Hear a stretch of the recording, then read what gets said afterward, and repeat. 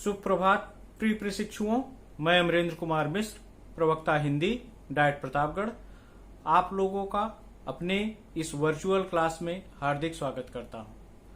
प्रशिक्षुओं, इसके पूर्व मैंने आप लोगों के साथ कहानी, लोक कथा एवं रोचक प्रसंगों की प्राथमिक शिक्षा में उपयोगिता विषय पर चर्चा की थी।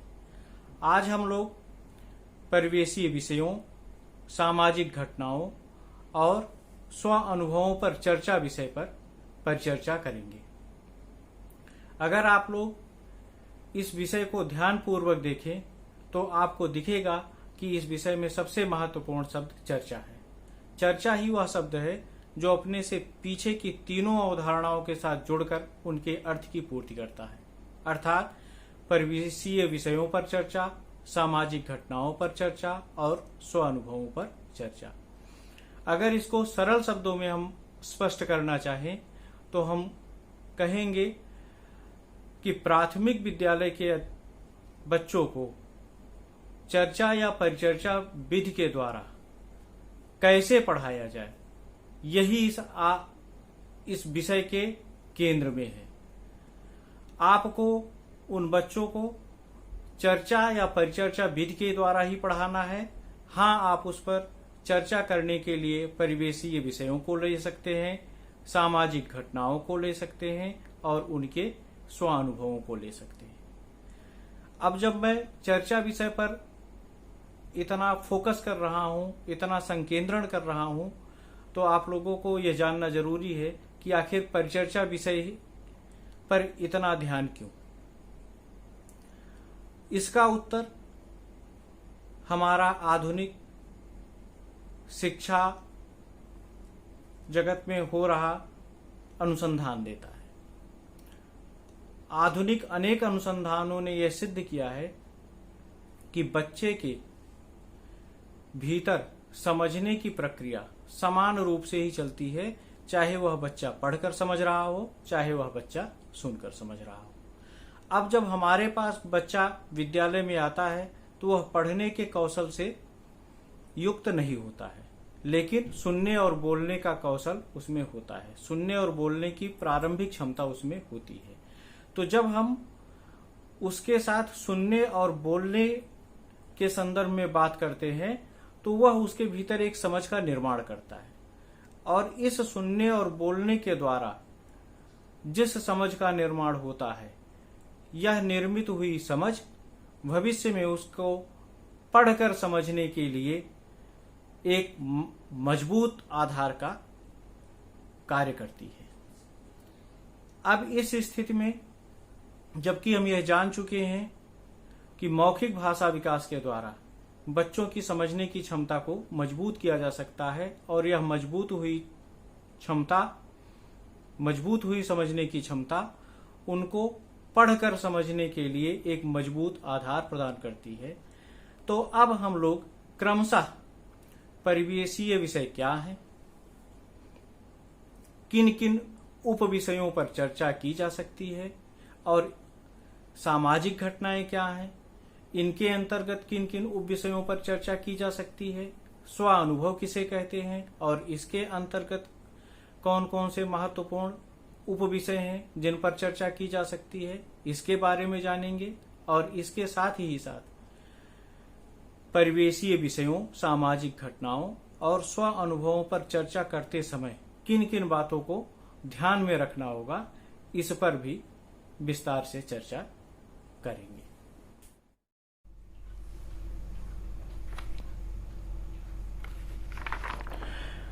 प्रशिक्षुओं, परिवेश शब्द से तात्पर्य यहाँ पर उस विशिष्ट वातावरण से है जो बालक के चारों तरफ इर्द गिर्द उपस्थित रहता है, और विषय से तात्पर्य उन मुद्दों से है जो उसे प्रभावित करते हैं।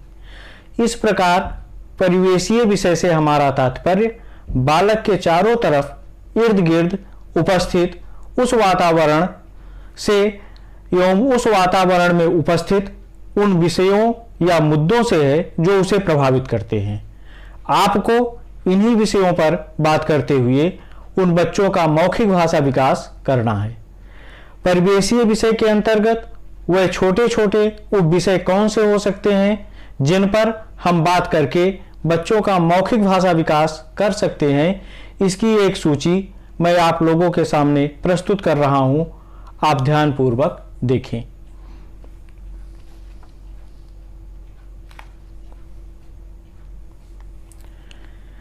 जैसा कि आप लोगों को अपनी स्क्रीन पर दिख ही रहा है कि बच्चों की पसंद नापसंद या पहनने ओढ़ने की वस्तुओं पर, खाने पीने की चीज़ों पर आप उनके साथ चर्चा करके उनका मौखिक भाषा विकास कर सकते हैं। परिवेशीय पशु पक्षियों, जीव जंतुओं, फल फूल एवं सब्जियों पर उनके साथ आप चर्चा कर सकते हैं।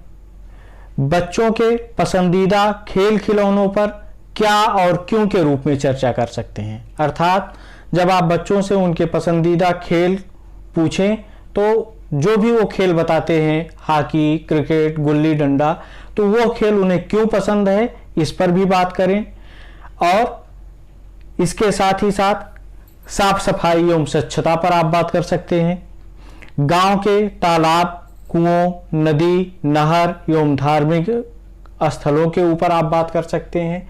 ये सारे बिंदु वही बिंदु हैं जो उनके चारों तरफ पहले से उपस्थित रहते हैं और विद्यालय में आने से पूर्व ये इन बिंदुओं से परिचित रहते हैं। इसके साथ ही साथ आप विद्यालय, अस्पताल, डाकघर पर उनके साथ परिचर्चा कर सकते हैं। संस्कार, शिष्टाचार एवं परंपरा पर उनके साथ चर्चा कर सकते हैं। रोजगार एवं यातायात के साधनों पर परिचर्चा कर सकते हैं। कुम्हार, सोनार, लोहार एवं बढ़ई के औजारों पर आप उनसे बात कर सकते हैं। और जब आप उनसे इन विषयों पर बात करेंगे तो आप देखेंगे कि वो इनसे संबंधित छोटी सी छोटी चीज़ों के बारे में भी आपसे बात करेंगे। इसी तरह से अन्न, सब्जियों, फलों के माध्यम से आप उनसे रंगों पर बात कर सकते हैं। इस तरह से आप देख रहे होंगे कि लगभग 10 बिंदु ऐसे हैं जिन पर मैंने आप लोगों को एक सुझाव के रूप में प्रस्तुत किया है कि आप इन विषयों पर, इन उप विषयों पर बच्चों के साथ संवाद स्थापित कर सकते हैं, उनके साथ बातचीत करके उनका मौखिक भाषा विकास कर सकते हैं। इसके बाद दूसरा नंबर आता है सामाजिक घटना का, जिस पर आप बच्चों के साथ बातचीत कर सकते हैं। सामाजिक घटना क्या है? प्रशिक्षुओं, यहाँ पर सामाजिक घटना से तात्पर्य समाज में कभी कभार घटने वाली उन घटनाओं से है जिनमें जन सामान्य की सक्रिय प्रतिभागिता रहती है और इस सहभागिता में बालक भी सम्मिलित रहता है। जब आप बच्चों के साथ इन सामाजिक घटनाओं पर चर्चा करेंगे तो बच्चे इनमें बढ़ चढ़कर प्रतिभाग करेंगे, बशर्ते आप उन्हें बोलने का मौका दें और उन्हीं की भाषा में बोलने का मौका दें। ध्यान दीजिएगा, ये दोनों बहुत महत्वपूर्ण शर्तें हैं कि आप उन्हें बोलने का मौका दें और उन्हीं की भाषा में बोलने का मौका दें। अगर इनमें से आपने एक भी नहीं किया तो आप मौखिक भाषा विकास करने में सफल नहीं हो सकते हैं। मुख्य रूप से किन किन विषयों पर आप उनसे बातचीत कर सकते हैं, इसके कुछ उदाहरण मैं आपके सामने प्रस्तुत कर रहा हूं।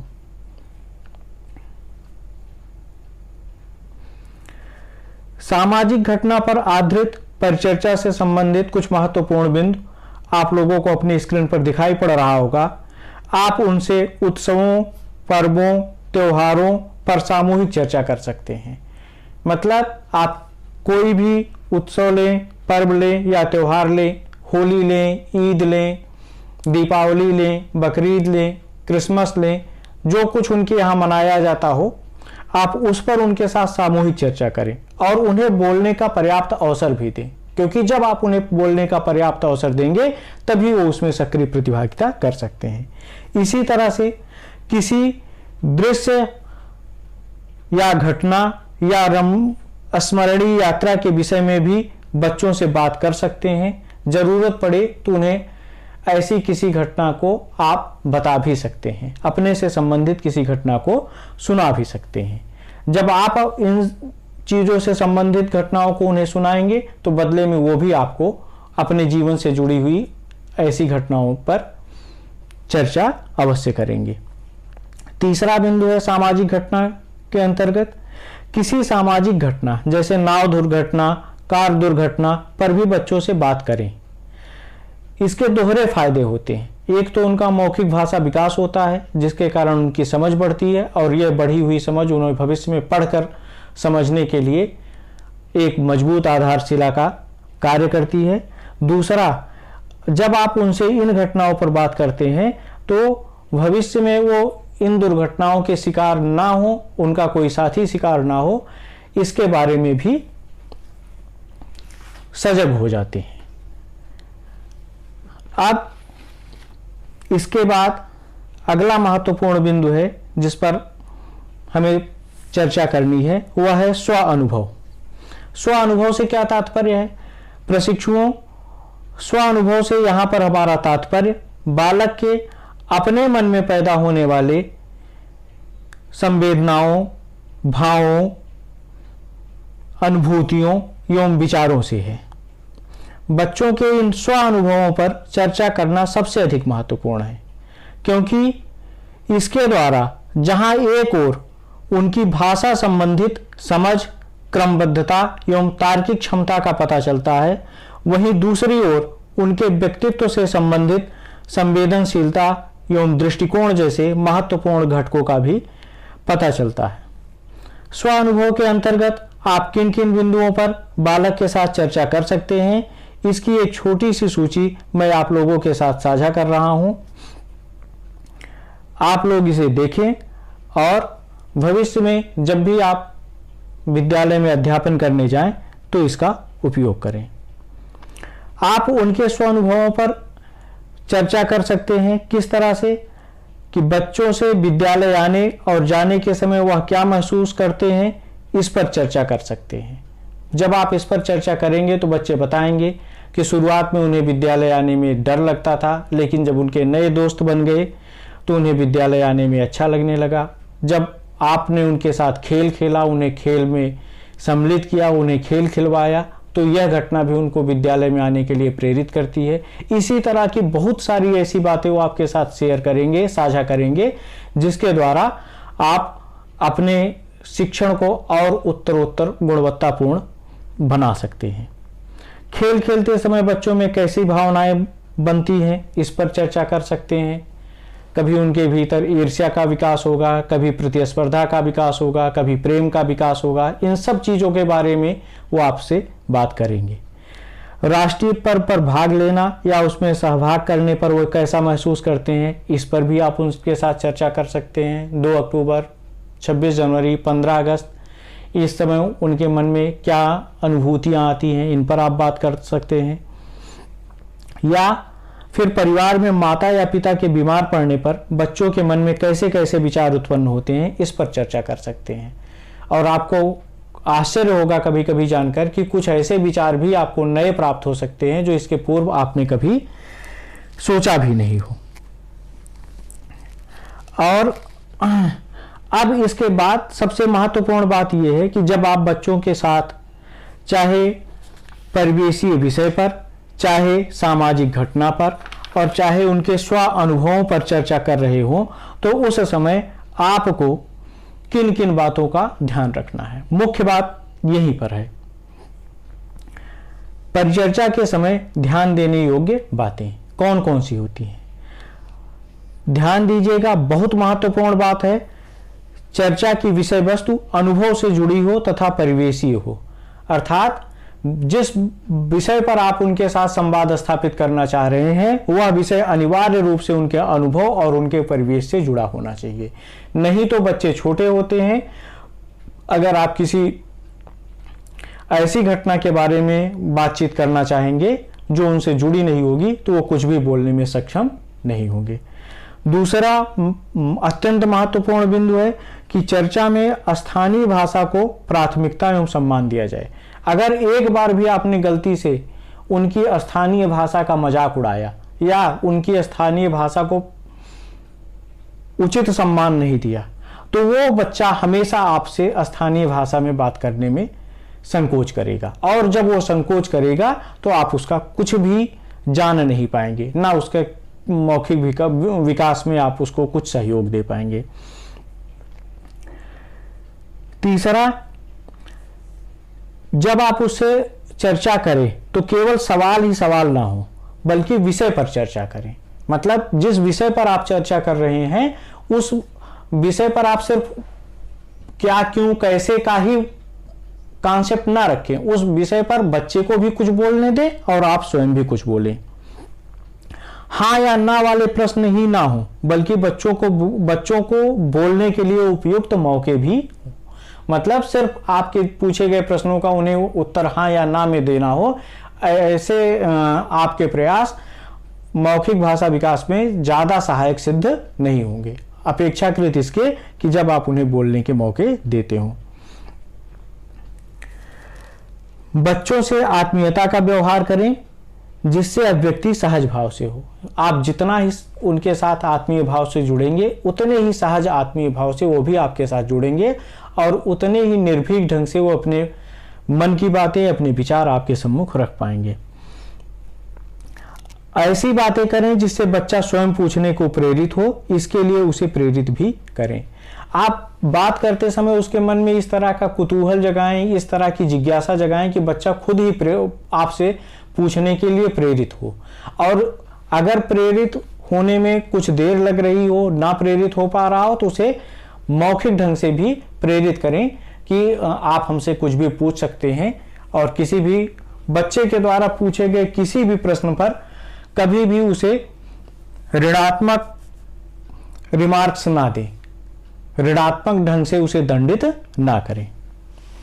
और सबसे महत्वपूर्ण बात, बच्चों की पूरी बात धैर्यपूर्वक सुने। अगर आप बच्चे की बात धैर्यपूर्वक नहीं सुनेंगे, भले ही उसमें कितना सार्थक है कितना निरर्थक है ये एक अलग की बात है, लेकिन अगर आपने सुना नहीं तो बच्चा अगली बार बोलने से बचेगा। बच्चों से चर्चा पर चर्चा करते हुए आप बीच बीच में विषय से संबंधित प्रश्न भी करते चले, जिससे आप यह पता कर सकेंगे कि बच्चे चर्चा या परिचर्चा के विषयों को अच्छी तरह समझ रहे हैं या नहीं। इस तरह आप उनके विषय की जानकारी, पूर्व ज्ञान, उनकी समझ, भावबोध का पता कर सकते हैं। अगर समझ में कहीं कमी है तो आप प्रश्नों, गतिविधियों के माध्यम से उसमें सुधार भी कर सकते हैं। बार बार ऐसा करने से बच्चों की समझ विकसित होगी और वे अपनी बात को तर्क के साथ रख सकने में सक्षम हो सकेंगे। अब जब आप बच्चों के साथ परिचर्चा कर रहे हो तो उसके साथ कुछ सहयोगी क्रियाकलाप भी हैं, जैसे कोई चित्र आधारित कविता हो या कोई चित्र आधारित कहानी हो, उस पर बातचीत करें। शिष्टाचार एवं दैनिक व्यवहार से संबंधित क्रियाकलाप करें या करवाएं या दोनों करें। बाल गीत, कविता, पहेली, लोकगीत सुने और सुनाएं। क्रम बदलकर अभ्यासों या गतिविधियों को कराएं। किसी कविता या कहानी को सुनाकर उसमें निहित भाव के विषय में बच्चों से जानकारी प्राप्त करें। मतलब कोई कविता या कहानी आप उन्हें सुनाएं और उसके भीतर कौन से भाव व्यक्त किए गए हैं, क्या कहा गया है, इसके बारे में आप उनसे जानकारी प्राप्त करें। इसका उदाहरण मैं आप लोगों के सम्मुख एक वीडियो के माध्यम से प्रस्तुत कर रहा हूं। आप लोग उसे देखें, छोटा सा वीडियो है, देखें, आनंद लें और अनुकरण करें, सृजनात्मक अनुकरण करें।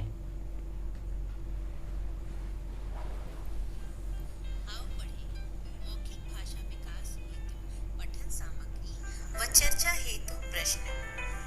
भोलू राम के आम, गर्मी आई लेने आम, घर से निकले भोलू राम, नहीं लिया हाथों में छाता, गर्म हो गया उनका माथा। दौड़े दौड़े घर को आए, पानी डाला खूब नहाए, फिर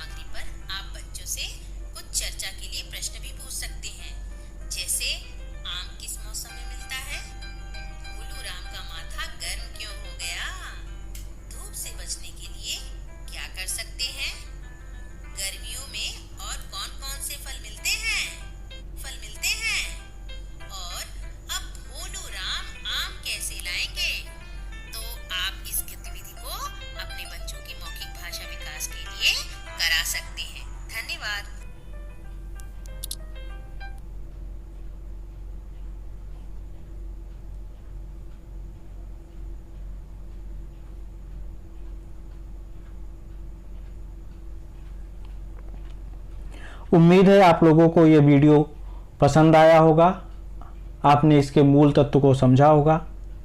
अब अंत में एक बार हम लोग ये देख लेते हैं कि हम लोगों ने इस व्याख्यान से क्या सीखा, हमें क्या संप्राप्ति हुई, अर्थात आपको क्या समझ में आया।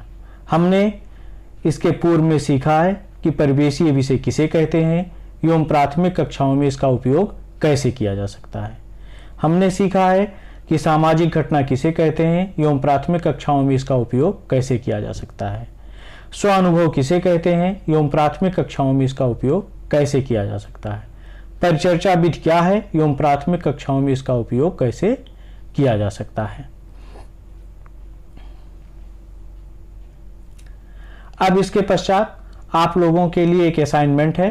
आप लोग इस असाइनमेंट को कर करके हमारे अगले क्लास अर्थात आने वाले शनिवार के पूर्व तक हमारे पास भेज देंगे।